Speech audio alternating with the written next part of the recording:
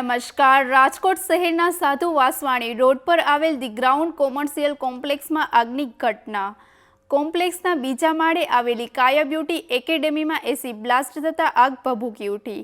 આગ ઝડપથી ફેલાતા પરિશ્રમ અર્થ મૂવર્સ નામની ઓફિસમાં ભારે નુકસાન થયું, જ્યાં માલ સામાન બળીને ખાખ થયો। ઘટનાની જાણ થતાં જ ફાયર વિભાગના 4 જેટલા ફાયર ફાઇટર તાત્કાલિક સ્થળે દોડી આવ્યા અને પાણીનો મારો ચલાવી આગ પર કાબૂ મેળવ્યો।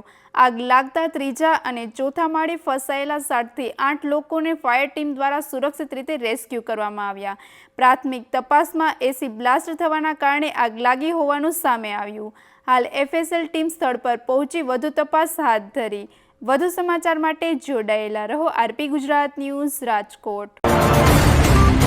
સર, એક સાધુ વાસવાણી રોડ પર આગ લાગવાનો બનાવ પ્રકાશમાં આવ્યો છે।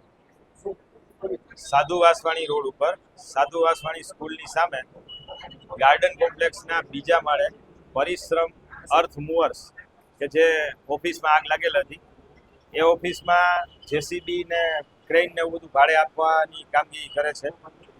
એ ઓફિસમાં આગ લાગેલી હતી। આપણું ફાયર ફાઇટર અને ટીમ ઘટના સ્થળે પહોંચી અને આગ બુઝાવવાની કામગીરી કરેલ હતી। જે ઉપર ત્રીજા અને ચોથા માળે થોડાક રિસ્ક ફેક્ટર જણાતા હતા કે ભાઈ ત્યાં માણસો ફસાયા છે અને આગનું જે સ્વરૂપ હતું એ થોડુંક વિકરાળ હતું, પરંતુ 7 થી 8 જણાને ત્રીજા અને ચોથા માળેથી બચાવી લીધા છે। કોઈને કાંઈ જાનહાની નથી થઈ અને આગ સંપૂર્ણ કાબૂમાં છે। બારે જે લોબીના ગાળામાં એસીના જે બ્લોવર મૂકેલા છે તેમાં કોઈ બ્લાસ્ટ કે થયો હોય અને આગ લાગી હોય તેવું અનુમાન છે। હાલ પોલીસ પણ આવી ગઈ છે અને એફએસએલનો રિપોર્ટ આવ્યા બાદ સાચું ખ્યાલ આવશે કે ભાઈ આગનું કારણ શું છે। શોર્ટ સર્કિટથી આગ લાગી, કદાચ એવું અનુમાન હોઈ શકે। કેટલા લોકો ફસાયા હતા?